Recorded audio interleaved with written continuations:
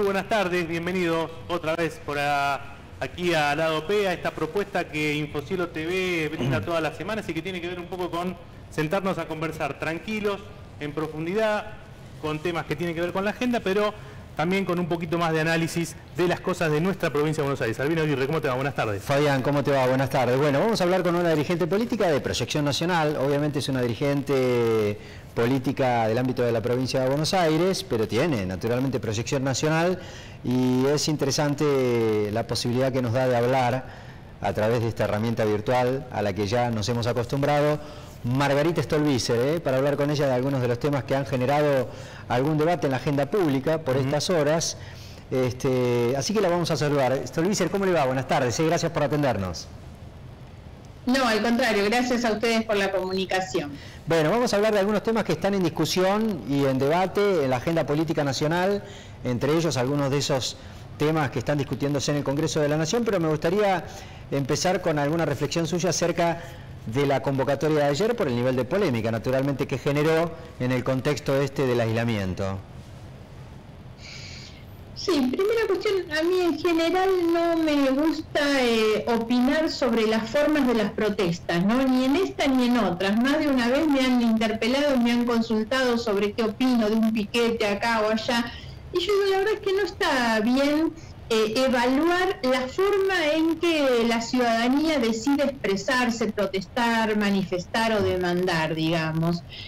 Sí, lo importante siempre es analizar las causas que llevan a la gente. Bueno, pero convengamos, Margarita, que acá había una situación bastante particular, quiero decir, ¿no? Digamos, me parece que en este caso, por ahí, la respeto naturalmente, que no quiera opinar, pero en este caso en particular, en el contexto de pandemia... No, pero no me dejaste terminar, ¿eh? Perdón. No, pero yo me justificaba la pregunta porque me parece importante en todo caso y por qué se me trasladó. Pero por supuesto, sí. Iba a terminar diciendo esto. A mí normalmente no me gusta opinar sobre las formas de la protesta. Siempre me gusta analizar las causas que llevan a la gente a protestar. Lo que ocurre es que esta protesta del día de ayer está enmarcada en un momento y en un contexto que requiere de algún otro tipo de análisis, particularmente por la pandemia, por la necesidad del aislamiento, el riesgo de la salud. Entonces, por eso este tipo de marcha o de convocatoria hay que analizarla de una manera distinta y yo me he manifestado en contra, obviamente, por este tipo de contexto. Puedo coincidir con alguna de las demandas que existen, pero no comparto esa convocatoria. Perdón por hacer tan larga la respuesta. No, está bien, está bárbaro. Acá que se apuró fue Albino, así que no tiene nada que perdonar. Yo soy responsable de la duración de la respuesta porque la interrumpí, perdón. No, pero igual de todas maneras vamos a desgranar porque me interesa dos cosas. Que nos cuente un poco sobre, más allá digamos, de que está en desacuerdo con la forma y la oportunidad en todo caso, pero sí lo que habría provocado las cuestiones que provocaron esta protesta, y por otro lado, aquellos dirigentes que, a diferencia de lo que usted plantea con mucho criterio o con ese criterio, promovieron, impulsaron de alguna manera la protesta. Entonces, opiniones sobre esas dos cosas queríamos pedirle. No, sobre la última, lo único que tengo para decir es que no comparto, absolutamente no comparto de ninguna manera, ni que dirigentes políticos se hayan puesto a la cabeza de esto, porque una cosa es comprender a la gente que espontáneamente se moviliza, otra es un dirigente político que la convoca o que participa. Obvio que en eso tengo una visión muy crítica, por supuesto, y no lo comparto.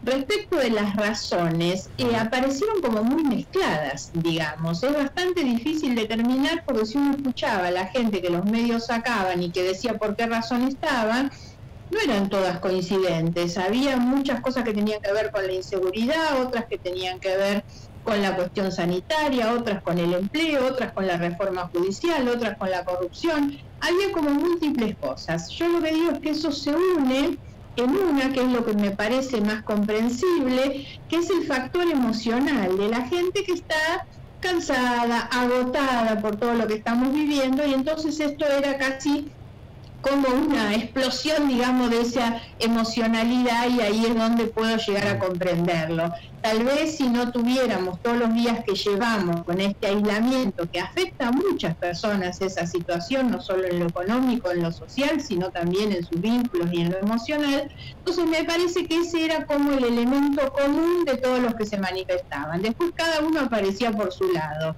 Y por supuesto que, relacionando la primera parte de la pregunta con la segunda, había un motor político en todo esto,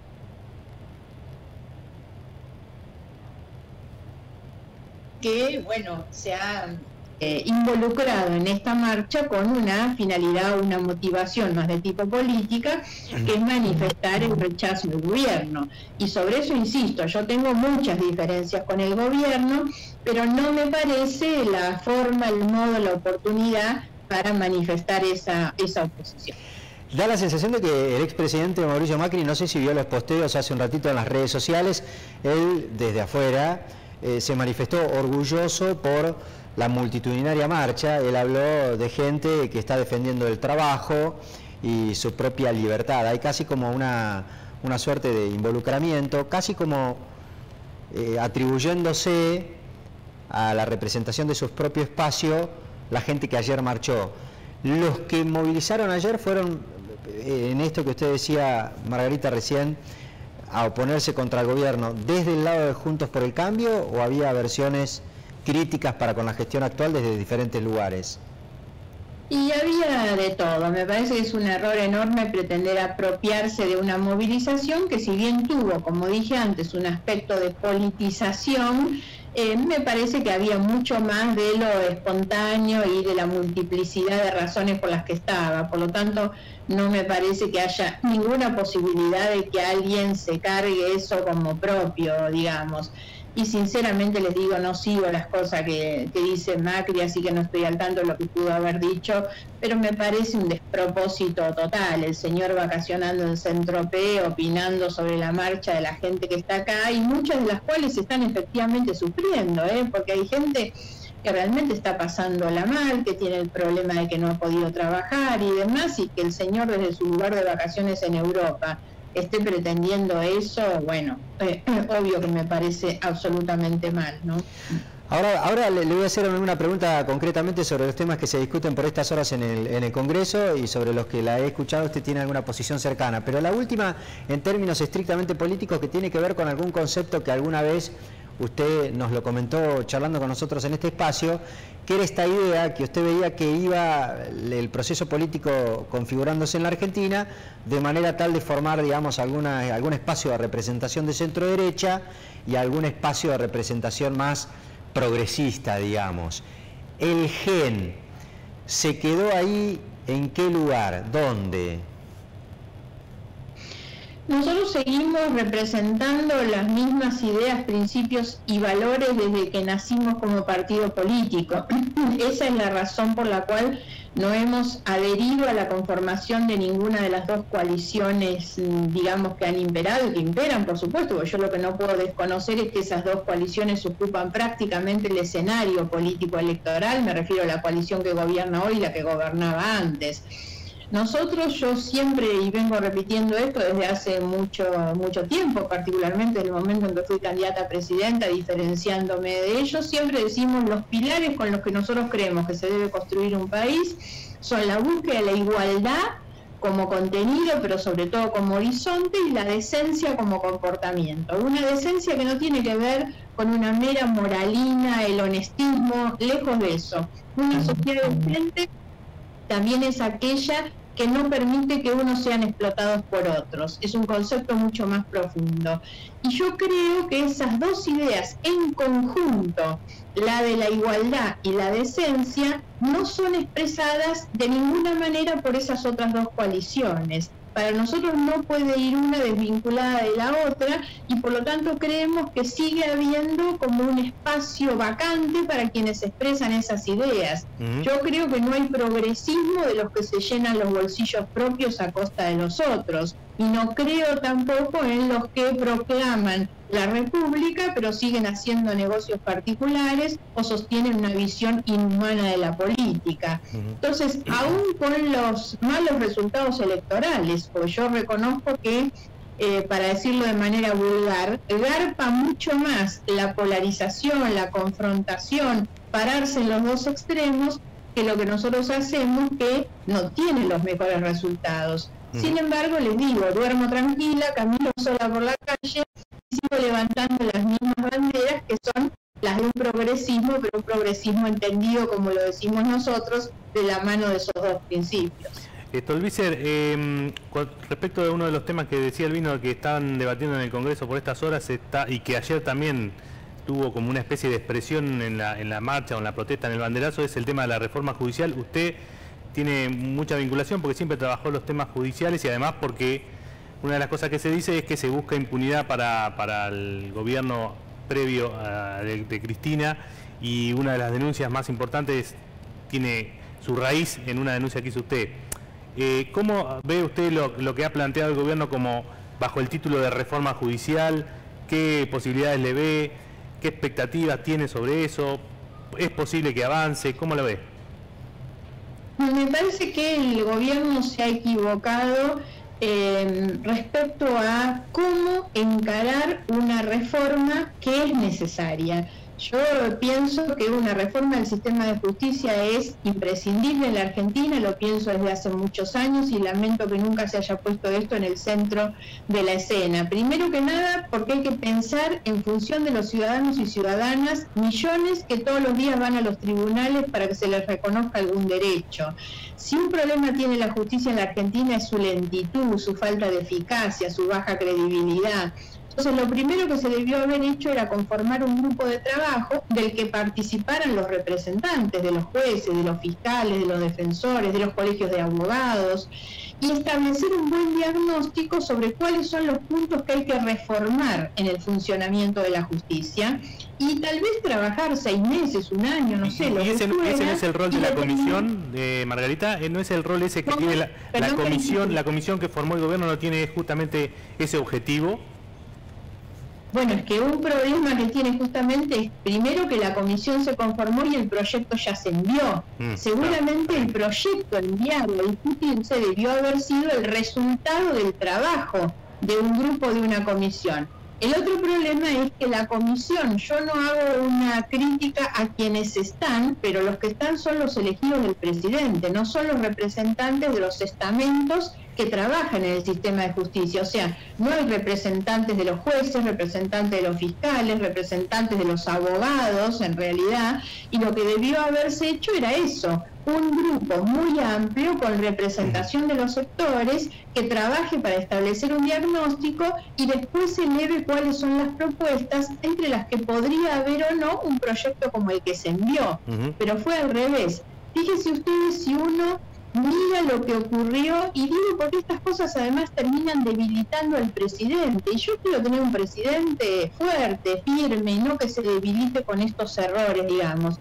Con Vicentín pasó eso, el presidente hace un anuncio y 2 días después del anuncio se reúne con el gobernador de la provincia de Santa Fe, con el ministro de Agricultura y la empresa. Conclusión, tuvo que dar marcha atrás, y eso ha sido un paso en falso, ha debilitado la figura del presidente. Si él hubiera tenido esa reunión antes de enviar o de decretar la intervención, no hubiera tenido que pagar costos. Y ahora me parece igual, se hacen mal las cosas a destiempo, como atropellando, ¿no? Y la otra observación, si me permiten, es que cuando yo pienso en las reformas que la justicia necesita, pienso en que le tenemos que brindar al trabajador que fue despedido y que tiene que reclamar una indemnización, un procedimiento más rápido. Al trabajador que sufrió un accidente de trabajo y tiene que pasar por comisiones médicas y una cantidad de procedimientos y de tiempo.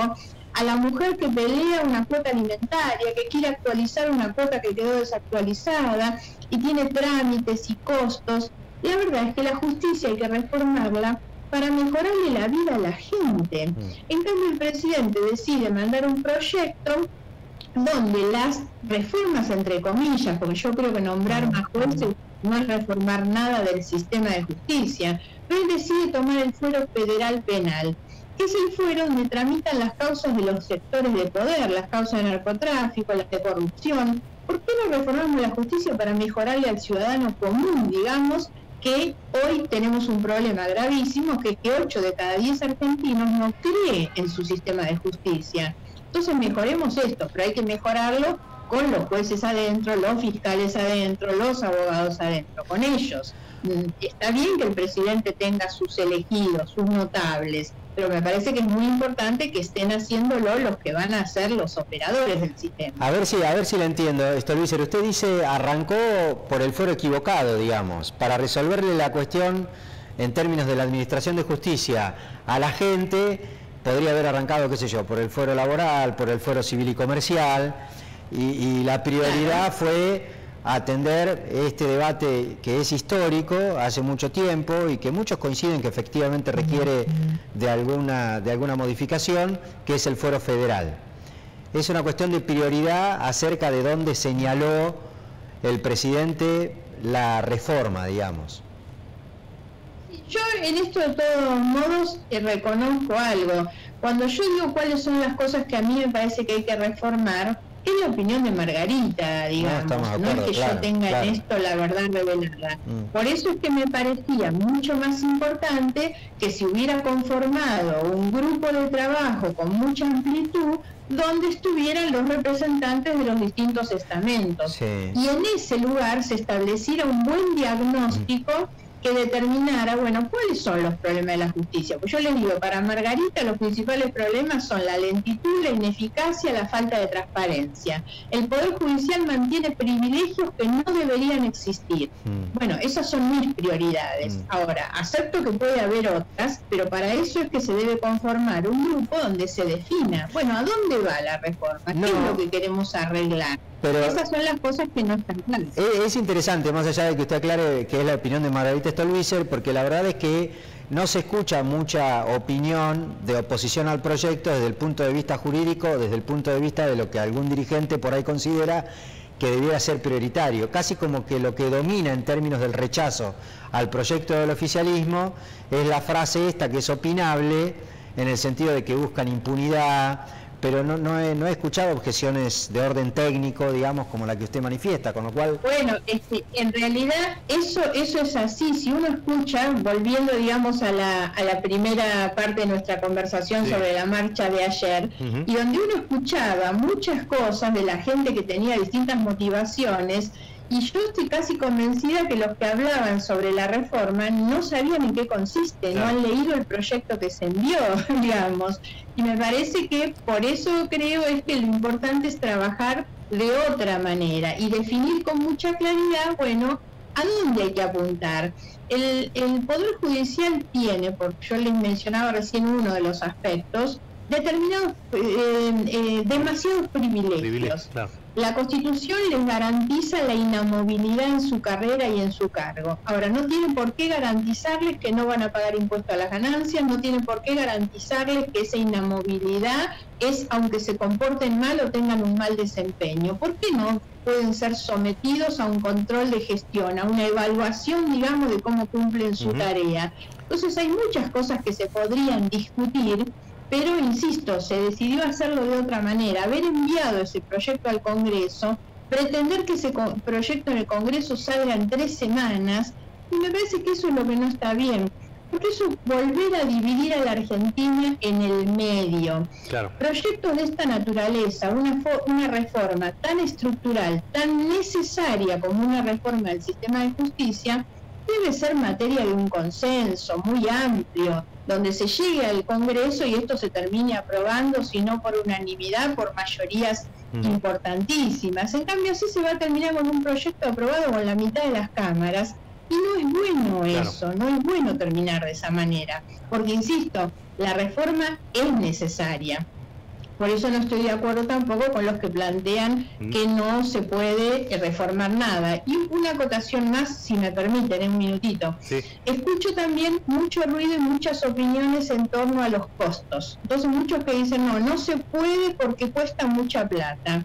no es un buen argumento, porque en realidad, si yo digo, me quedo con lo que tengo porque es barato, pero lo que tengo es malo, la verdad no me gusta ese resultado, porque lo que necesitamos es apuntar a mejorar la calidad en el funcionamiento de la justicia, no es simplemente a ver cómo hacemos para que nos salga más barata. Claro, es más barato pero no tiene resultados.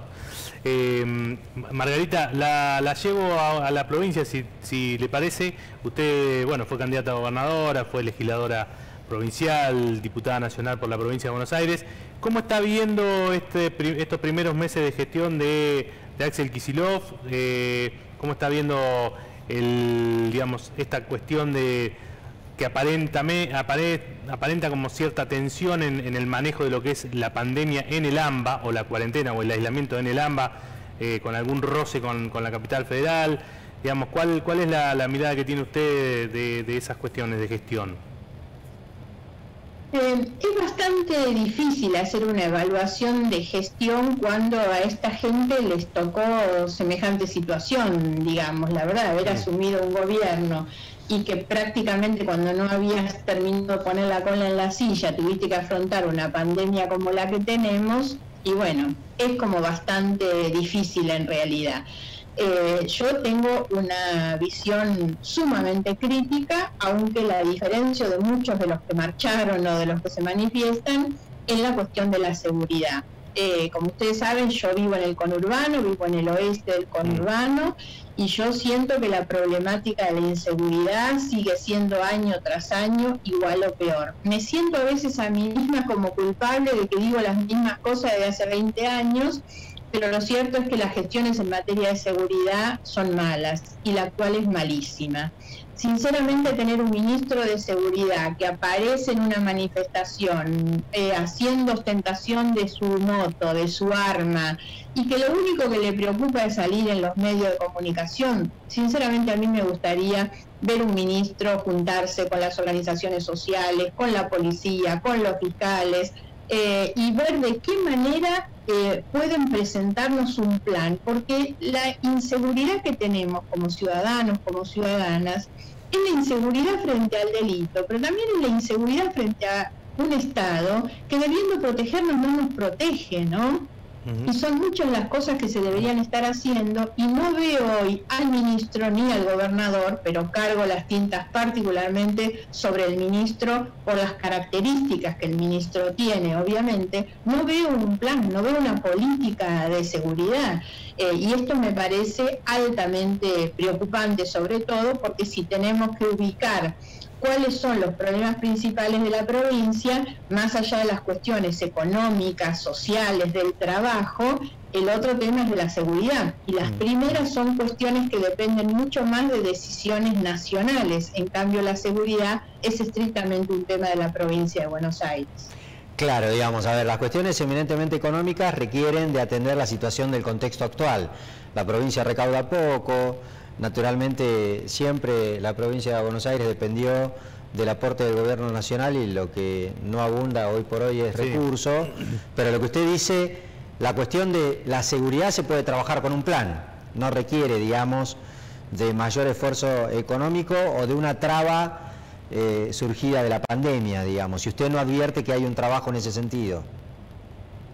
Claro, no lo veo, y además les aseguro que me preocupo y me ocupo de intentar escuchar para entender al ministro, porque si algo tiene es su verborragia y su aparición permanente en los medios de comunicación. Y cuando habla le presto mucha atención y no encuentro nunca que me esté explicando absolutamente nada. Y el resultado, ¿cuál es? Es que siempre el Estado va atrás de los acontecimientos, y lo que necesitamos es un Estado. Por eso les decía, mi posición no es igual a la de muchos que hablan de este tema, porque yo creo que lo que falta es prevención, porque como ciudadana lo que quiero es que el delito no ocurra. No me es suficiente que después me digan, los vamos a meter presos, los vamos a agarrar. La verdad es que no, una vez que el delito ocurrió, no hay posibilidad de volver las cosas a como estaban antes. Claro. Entonces hay que trabajar mucho más y más efectivamente para que el delito no ocurra, porque después hay que lamentar siempre las consecuencias. Entonces necesitamos un Estado que no vaya por detrás sino por delante. adelante. Usted como una representante política, digamos, en algún punto, por definirla de alguna manera, que está posicionada dentro del progresismo, ¿le critica el discurso o la falta de plan al ministro en este caso? Todo, absolutamente todo, por supuesto. No hay un plan, como les decía antes, y eso me preocupa mucho, y su discurso va bastante a contramano de las cosas que yo pienso, ¿no? ¿Y alguna vez hubo algún plan? Usted hablaba de hace 20 años, dice lo mismo, usted, como dirigente político de la provincia de Buenos Aires. ¿Y alguna vez vio un plan o usted tiene algún modelo o alguna aproximación para decir, bueno, deberíamos ir por este lado? Sí, a ver, a mí no me gusta ser autorreferencial en esto, pero contesto a la pregunta. No es un problema estrictamente de estos que están gobernando ahora, sino que es un problema sin resolución desde hace muchísimos años. Y esto tiene que ver con que todos enfocan la cosa siempre para el mismo lado, porque esto vende. La demagogia punitiva es algo que recurrentemente se repite en todos los gobiernos, incluso entre los que se dicen progresistas, y eso es lo que no da resultado. Cuando la única apuesta es la cárcel, la prisión, aumentar las penas, la verdad es que vamos a seguir siempre en la misma situación. Yo he planteado, pero por eso les decía, me lamento a mí misma, que son cosas que digo hace muchísimos años. Si uno reconoce que es un problema central, que es como lo es una cuestión tremendamente compleja, las respuestas tienen que ser respuestas multilaterales, complejas de la misma manera. Entonces el tema no se resuelve solo con la policía, ni solo con los fiscales, ni solo con las penas. La verdad es que en algún momento hay que empezar a pensar seriamente qué hacemos con la educación, que es exclusiva de los jóvenes de 14, 15 años, y entonces terminen volcándose al delito. En algún punto hay que vincular las cuestiones sociales con la seguridad también, porque si no, somos un permanente generador de chicos que no trabajan ni estudian, porque la escuela no los contiene. Entonces empecemos a trabajar ahí. Hay cuestiones tan obvias que son las de infraestructura básica, y ustedes me habrán escuchado repetirlo más de una vez. Una persona tiene más chance de ser víctima de un delito si espera un colectivo 50 minutos en una esquina oscura, que si el colectivo pasa cada 7 minutos y la esquina tiene luz, digamos. Entonces hay hasta estas cuestiones mínimas, ambientales, que también tienen que ver. Entonces un plan no es un plan para ver qué hace la policía atrás del delincuente. Un plan significa poner en prioridad el tema de la seguridad de las personas y en función de eso discutir el transporte, el desarrollo social, la iluminación y obvio la policía, la justicia, el sistema penitenciario, porque este es otro tema gravísimo. En la medida en que el que sale de la cárcel reincide en el delito, vamos a tener cada vez más delitos y delincuentes más peligrosos. Entonces, definitivamente con la cárcel, con el sistema penitenciario, también hay que hacer algo, porque esa es una forma de prevenir que los delitos no ocurran. Margarita, le agradecemos muchísimo, nos quedamos sin tiempo, nos gustaría seguir hablando, seguramente la vamos a seguir invitando porque nos quedó todavía un capítulo para ver qué va a ser de la política, pero en la provincia de Buenos Aires, el GEN y demás, pero lo vamos a charlar en otra oportunidad, nos comprometemos públicamente a hacerlo, así que por ahora le agradecemos mucho. Bueno, con mucho gusto. Muchas gracias a ustedes y hasta pronto. Adiós. Adiós. Ahí estaba, Margarita Stolbizer, una dirigente política de la provincia de Buenos Aires, como la presentamos, opinando de algunos, bueno, naturalmente tiene la proyección nacional de haber ocupado, incluso haber sido candidata a presidente. Me da la sensación de que se quedó ahí medio como que, claro, ella en algún momento sostenía esta idea de que la sociedad iba perfilándose hacia la conformación de dos bloques, uno de centro-derecha y uno más tirando al progresismo, y en el lugar en donde quedó posicionado el progresismo, si vos querés, el partido de Margarita Stolbizer tenía un límite que era el kirchnerismo, ¿no? Claro, sí, está bien. Y además otra parte de ese progresismo, que es de donde ella surgió, el radicalismo, fue medio como fagocitado por Juntos por el Cambio, así que quedó un poco ahí desdibujado el papel del GEN. Pero bueno, veremos qué es lo que pasa más adelante. Bueno, muy bien. En un ratito seguimos. Exactamente, dale.